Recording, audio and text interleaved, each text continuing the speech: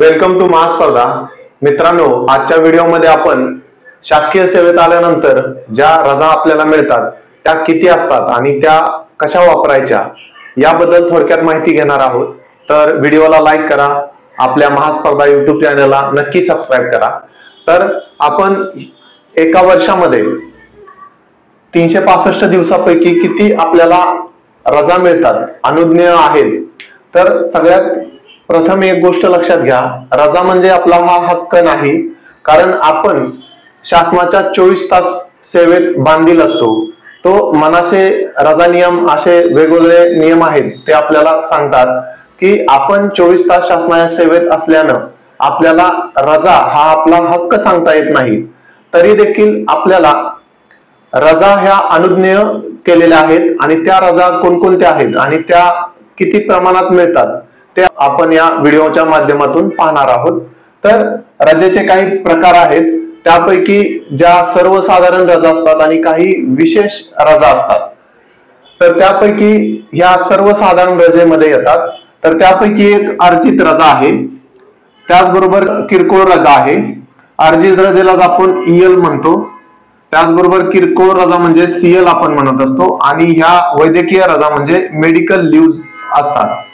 तर एका वर्षामध्ये एका कर्मचाऱ्याला जेवढ्या अर्जित रजा मिळत असतात, किरकोळ रजा मिळत असतात आणि वैद्यकीय रजा मिळत असतात, त्या प्रत्येक कर्मचाऱ्याच्या खात्यामध्ये प्रत्येक 1 जानेवारीला त्या रजा जमा होत असतात. समजून चला की 2024 हे वर्ष चालू आहे, तर त्या कर्मचाऱ्याला जानेवारीच्या 1 तारखेला त्या कर्मचाऱ्याच्या खात्यामध्ये अर्जित रजा किंवा ह्या तिन्ही प्रकारच्या रजा जमा होत असतात. त्याच प्रकारे पुन्हा 6 महिन्यात जुलैच्या 1 तारखेला पुन्हा त्या कर्मचाऱ्याला जेवढ्या रजा अनुज्ञेय असतील तेवढ्या रजा खात्यामध्ये जमा होतात. म्हणजे प्रत्येक वर्षामध्ये 2 टप्प्यात त्या कर्मचाऱ्याच्या अधिकाऱ्याच्या खात्यामध्ये ह्या रजा जमा होत असतात. तर आता त्या रजा किती प्रमाणात मिळतात, किती असतात ते आपण पाहूया. तर जी आहे अर्जित रजा, अर्जित रजा जी आहे ती प्रत्येक कर्मचाऱ्याला राज्य शासनाच्या सेवेत असेल तर पहिल्या 6 महिन्यासाठी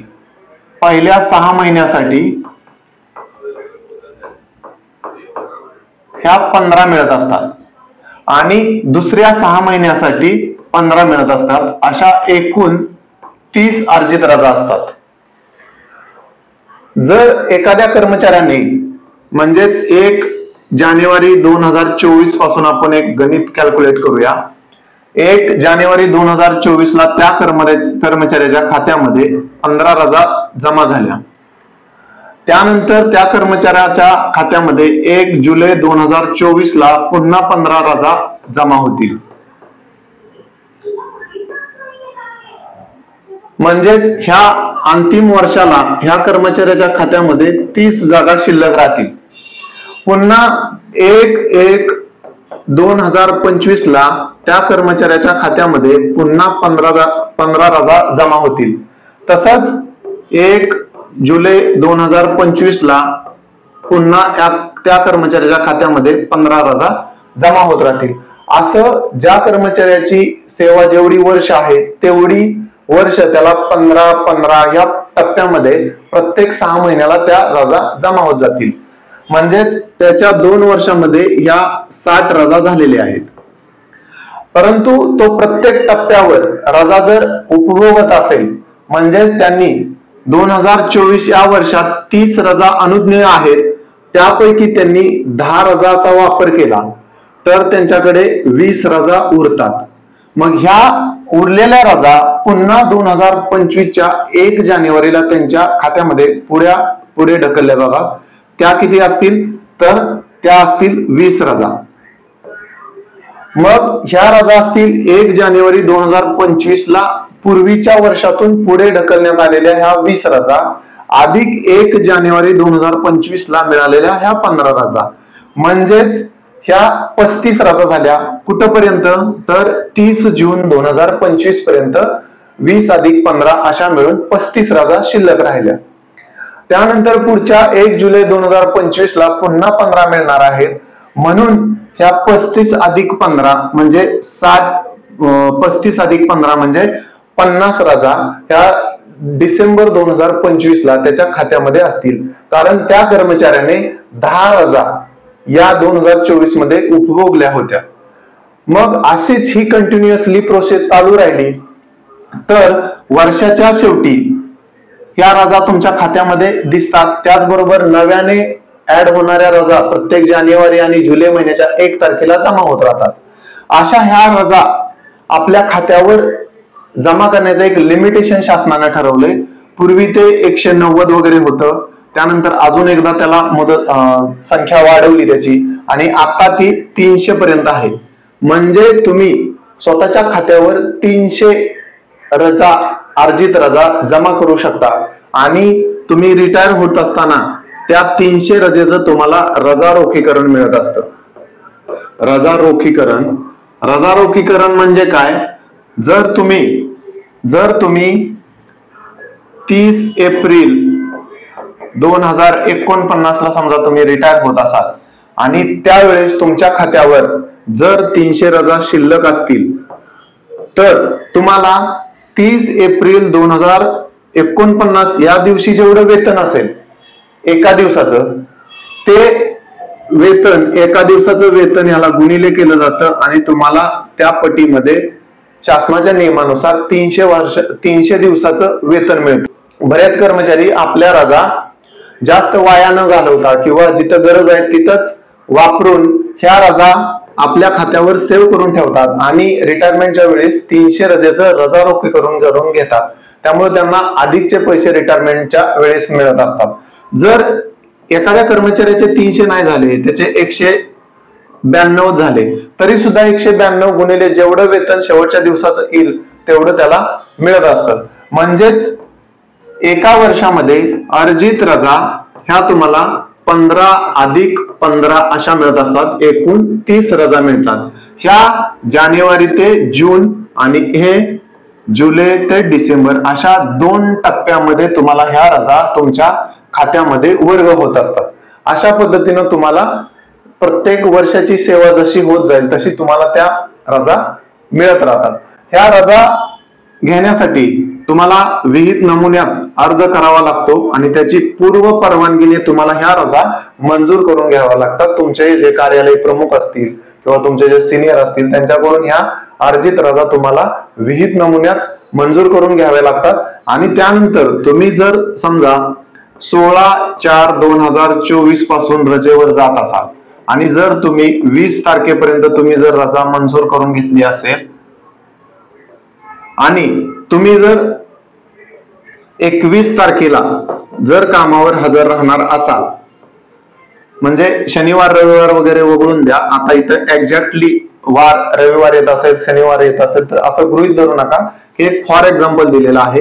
21 तारखेला जर तुम्ही हजर होत असाल तर 21 तारखेला तुम्हाला कार्यालयामध्ये रुजू अहवाल द्यावा लागतो, म्हणजे की त्या दिवशी मी हजर होत आहे. म्हणजेच ही रजा उपभोगून आल्यानंतर पुन्हा मी कर्तव्यावर हजर होत आहे असं 21/4/2024 ला तुम्हाला पुन्हा कार्यालय प्रमुखांकडे अर्ज सादर करावा लागतो. तेव्हा तुमची ह्या एवढ्या कालावधीतली जी रजा आहे ती ऑलरेडी मंजूर झालेली असते. जेव्हा तुमचं रजा आदेश काढला जातो त्यामधून ह्या रजा तुम्ही अर्जित घेतल्यात असं ते तिथं दाखवलं जातं. तर अशा पद्धतीने हे अर्जित रजेचं झालं. त्यानंतरचा जो दुसरा प्रकार आहे तो आहे किरकोळ रजा. किरकोळ रजा सुद्धा तुम्हाला प्रत्येक 6 महिन्याच्या टप्प्यामध्ये मिळत असतात. जानेवारी ते जून आणि जुलै ते डिसेंबर. पहिल्या 6 महिन्यामध्ये 4 असतात आणि दुसऱ्या 6 महिन्यामध्ये 4 असतात. अशा एकूण 8 रजा तुम्हाला किरकोळ रजा घेता येतात. ह्या रजा घेण्याचं प्रमाण एक दिवस किंवा 2 दिवस असं मॅक्झिमम असतं. कारण अगदी आपत्कालीन परिस्थितीमध्ये अचानक तुम्हाला तुमचं स्वतःचं पर्सनल काम असेल किंवा तुम्ही एका दिवसासाठी किरकोळ आजारी असाल किंवा एखाद्या विशेष कामासाठी तुम्हाला जायचं असेल तर तुम्ही 1-2 दिवसाची अशी रजा घेऊ शकता. परंतु ह्या रजेचा एक नियम आहे, तुमच्याकडे एका वर्षामध्ये 8 रजा जमा होत असतात, परंतु तुम्हाला पहिल्या 6 महिन्यामध्ये ह्या 4 रजा मिळतात.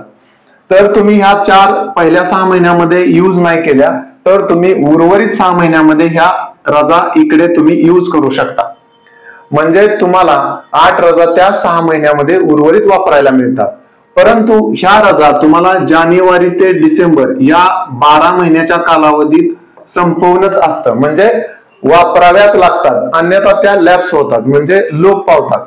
तुम्ही जर त्यापैकी 8 पैकी जर तुम्ही 3च वापरले आणि तुमच्याकडे 5 शिल्लक आहेत तर तुमच्या 31 डिसेंबरला त्या 0 होतात आणि पुढच्या वर्षी तुम्हाला नव्यानं 2025 ला समजा तुमच्या खात्यावर पुन्हा नव्यानं फक्त 4च मिळतात. ह्या 5 शिल्लक राहिलेल्या ऍड होऊन 9 होत नसतात. तर नव्या वर्षात जेवढ्या अनुज्ञेय होतील तेवढ्याच तुम्हाला पुढच्या वर्षी मिळत असतात. तुम्ही यूज न केलेल्या रजा त्या 31 डिसेंबरला लोप पावत असतात. त्यामुळं त्या रजा त्याच वर्षात वापराव्या लागतात. हे झालं किरकोळ रजेच्या बाबतीत. आणि ज्या मेडिकल रजा असतात, मेडिकल लीव्ह, तिसरं ज्या सर्वसाधारण रजेतला आपण पाहत आहोत, म्हणजे ह्या अर्जित रजा, किरकोळ रजा आणि मेडिकल रजा ह्या आपण वारंवार वापरत असतो, म्हणून आपण ह्या सर्वसाधारण रजा इथे पाहतोय. तर मेडिकल रजेमध्ये तुम्हाला पुन्हा तेच 6 महिन्याच्या टप्प्यात 2 वेळा तुम्हाला रजा मिळत असतात. इथं याला अर्धवेतनी रजा 10 आणि इथं 10 मिळत असतात. जर तुम्हाला फुल डे घ्यायचे असेल रजा तर ह्याच्या 5 दिवस पूर्ण मिळत असतात. तसंच इथं पण फुल डे घ्यायचा असेल तर ह्याच्या तुम्हाला 5 डे मिळतात. म्हणजेच पूर्ण दिवस 10 आणि हाफ डेज घ्यायचे असतील तर तुम्हाला ह्या 20 रजा मिळत असतात. तर आता आपण पहिल्यांदा पाहिलं की अर्जित रजा ह्या तुम्हाला मिळणाऱ्या किती आहेत, ज्या की वर्षाला 30 आहेत. त्याचबरोबर नेक्स्ट पाहिलं आपण की ज्या किरकोळ रजा आहेत त्या 8 आहेत आणि मेडिकल रजा आहेत त्या 20 आहेत. तर मित्रांनो, अर्जित रजा आणि मेडिकल लीव्ह मध्ये एक फरक आहे, तो तुम्हाला सांगतो की अर्जित रजेमध्ये मॅक्झिमम कमाल तुम्हाला 300 रजा तुमच्या अकाउंटवर सेव्ह करता येतात. तर मेडिकल लीव्हच्या बाबतीत हे 180चं लिमिट दिलेलं आहे. म्हणजे रिटायरमेंट पूर्वी तुम्ही 180 अकाउंटवर तुमच्या रजा साठवू शकता. परंतु अर्जित रजेचं जसं रजा रोखीकरण होतं तसं ह्या मेडिकल लीव्हचं, वैद्यकीय रजेचं रजा रोखीकरण होत नाही. हा जो फरक आहे तुम्ही लक्षात ठेवा. त्याचबरोबर वर्षामध्ये आपल्याला काही नॅशनल हॉलिडेज पण असतात. नॅशनल हॉलिडेज असतात सर्वसाधारणपणे 20 तरी किमान नॅशनल हॉलिडेज असतात. जसं की डॉक्टर बाबासाहेब आंबेडकर जयंती असेल किंवा छत्रपती शिवाजी महाराजांची जयंती असेल, दसरा असेल, दिवाळीच्या काही रजा असतात किंवा इतर काही नॅशनल हॉलिडेज, म्हणून ते आधीच शासन डिसेंबर मध्ये तुम्हाला डिक्लेअर करत असतं. प्रत्येक डिसेंबर मध्ये पुढच्या वर्षाचं कॅलेंडर तुम्हाला राज्य शासन गॅझेट मध्ये प्रसिद्ध करत असतं आणि त्यामध्ये तुम्हाला कोणत्या दिवशी, कोणत्या वारी, कोणती सार्वजनिक सुट्टी आहे ते आधीच डिक्लेअर करतं. त्यामुळे काय फायदा होतो की आपल्याला भविष्यातलं प्लॅन करणं सोपं जातं, कोणत्या दिवशी रजा घ्यायची आहे किंवा कोणत्या दिवशी ऑफिसमध्ये यायचं आहे. कारण बऱ्याच वेळा काय होतं, शुक्रवारी नॅशनल हॉलिडे असेल, एखादी नॅशनल हॉलिडे सुट्टी आली तर आपल्याला गुरुवारी काम केल्यानंतर पुन्हा डायरेक्ट शनिवार सुट्टी, रविवार सुट्टी आणि डायरेक्ट सोमवारी कामावर यावं लागतं. त्यामुळं हे जे शुक्रवार, शनिवार, रविवार हे आपल्याला सुट्टीचे दिवस मिळतात. त्यामुळं गुरुवारी कामकाज करून डायरेक्ट तुम्ही सोमवारी कामावर येऊ शकता. त्यासाठी हे पूर्व प्लॅन करण्यासाठी किंवा गुरुवारच्या आधी बुधवारी जर एखादी सुट्टी आली, बुधवारी जर पुन्हा सुट्टी असेल आणि शुक्रवारी पण सुट्टी आहे आणि हे दिवस तर सुट्टीचेच असतात, तर इथं तुम्ही गुरुवारी एक किरकोळ रजा घेऊन तुम्ही हा बुधवार ते रविवार पर्यंत असा 1, 2, 3, 4 आणि 5 दिवसाचा रजा कालावधी तुम्ही उपभोगू शकता.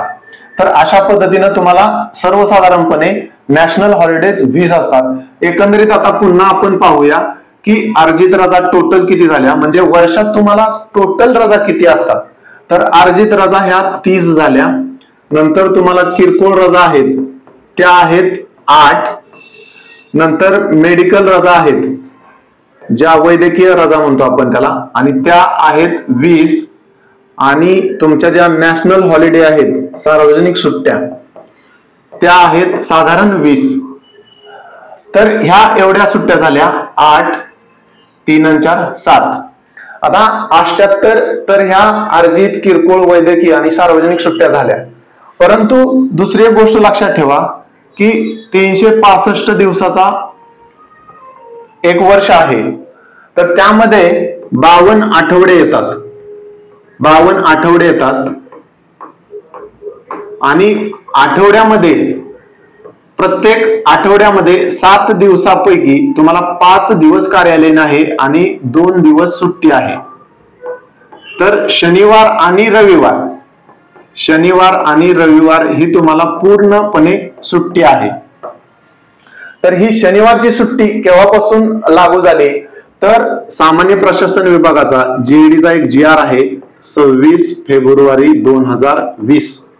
हा जेईडीचा GR आहे आणि ह्या GR नुसार हे 2020 लीप वर्ष असल्यामुळं, लीप इयर असल्यामुळं 29 फेब्रुवारी ही फेब्रुवारीमध्ये 29 दिवस आलते लीप इयर असल्यामुळं, आणि पहिला शनिवार हा 29 फेब्रुवारीला होता आणि तेव्हापासून ही शनिवार हा पण सुट्टीचा दिवस म्हणून डिक्लेअर झाला. आणि म्हणून आठवड्यातल्या 7 दिवसापैकी फक्त 5 दिवस कार्यालयीन कामकाज असतं आणि 2 दिवस सुट्टी असते. म्हणून एका वर्षामध्ये 52 आठवडे आणि 52 आठवड्यामध्ये 2 दिवस सुट्टी, तर हे 104 शनिवार प्लस रविवार असे मिळून 104. म्हणून 182 दिवस तुमची ही 365 दिवसामधून 182 दिवस तुम्हाला सहज रजा मिळतायत किंवा त्या तेवढ्या सुट्ट्या आहेत. परंतु ह्या सगळ्या रजा उपभोगत असताना तुम्ही रजेवर हक्क करू शकत नाही. त्यामुळं तुम्हाला जेव्हा वरिष्ठांकडून, कार्यालय प्रमुखांकडून रजा नाकारली जाते, तेव्हा तुम्ही दावा करू शकत नाही की मला रजा पाहिजे आणि माझा तो हक्क आहे. तर तो रजा हा हक्क नाही असंच मनासे नियमामध्ये सांगितलेलं आहे. त्यामुळे तुम्हाला शनिवारी, रविवारी किंवा नॅशनल हॉलिडेज असतील तेव्हा सुद्धा तुम्हाला जर कार्यालय प्रमुखांनी कार्यालयात उपस्थित राहण्यासाठी विनंती केली असेल तरी तुम्हाला तिथं हजर राहावं लागतं. तर त्याचा एक बेनिफिट मिळत असतं. जर तुम्ही शनिवार आणि रविवार जर सुट्टीच्या दिवशी शनिवार, रविवार किंवा इतर एखादी सुट्टी आली 14 एप्रिलला डॉक्टर बाबासाहेब आंबेडकरांची जयंती आणि त्या दिवशी जर रविवार असेल, तर तुम्हाला ह्या दिवशी जर कामावर बोलावलं तर तुम्हाला ह्या रविवारचे एक बेनिफिट मिळत असतं, बदली रजा मिळत असते. म्हणजे तुम्ही त्या दुसऱ्या कोणत्याही दिवशी तुम्ही ती रजा जोडून घेऊ शकता.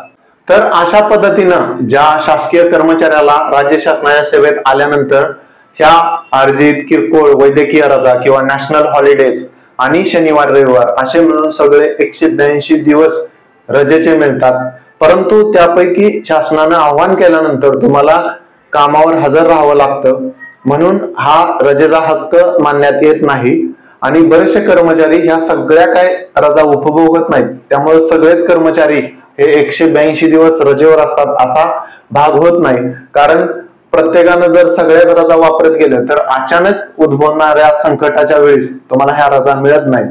त्यामुळं जिथं गरज आहे तिथंच ह्या रजा वापरल्या पाहिजेत. त्यामुळं हा कर्मचारी वर्षातून 15-20 दिवस जर रजेवर असेल तर तो 48 किमान ह्या 48 दिवस किंवा ह्या तुम्हाला अनुज्ञेय असणाऱ्या एवढ्याच रजा ज्या की 58 रजा दिसत आहेत आणि जर ह्या मेडिकल रजा जर फुल विचार केला तर ह्या 48च दिवस असतात. इतर वेळेस तर सगळेच कर्मचारी घरीच असतात, त्याचा काही विषयच नाही. पण ज्या अनुज्ञेय असणाऱ्या रजा आहेत त्या 48 पैकी किमान त्यानं 20 जर रजा वापरल्या तर तो अजून त्यातले 28 दिवस कामावर रजा असतो. त्यामुळं हा आकडा काय 182 दिवस जात नाही, हा जवळपास 250+ जात असतो. त्यामुळं ह्या कर्मचाऱ्यांना एकंदरीत शासनाच्या सेवेत आल्यानंतर एवढ्या रजा अनुज्ञेय असतात हे आपण आजच्या व्हिडिओच्या माध्यमातून माहिती घेतली. तुम्हाला जर अजून काय विशेष माहिती पाहिजे असेल तर कमेंट बॉक्स मध्ये विचारा किंवा डिस्क्रिप्शन बॉक्स मध्ये आपला टेलिग्राम लिंक दिलेली आहे किंवा व्हॉट्सअप लिंक दिलेली आहे, तुम्ही तिथं विचारू शकता. आपल्याला आजचा हा व्हिडिओ आवडला असेल तर व्हिडिओला लाईक करा. आपल्या मित्रमैत्रिणींना, नव्यानं भविष्यात नोकरीसाठी धडपडणाऱ्या उमेदवारांना ही माहिती असावी म्हणून त्यांना शेअर करा आणि आपल्या महास्पर्धा या YouTube चॅनलला नक्की सबस्क्राईब करा. Thanks for watching महास्पर्धा.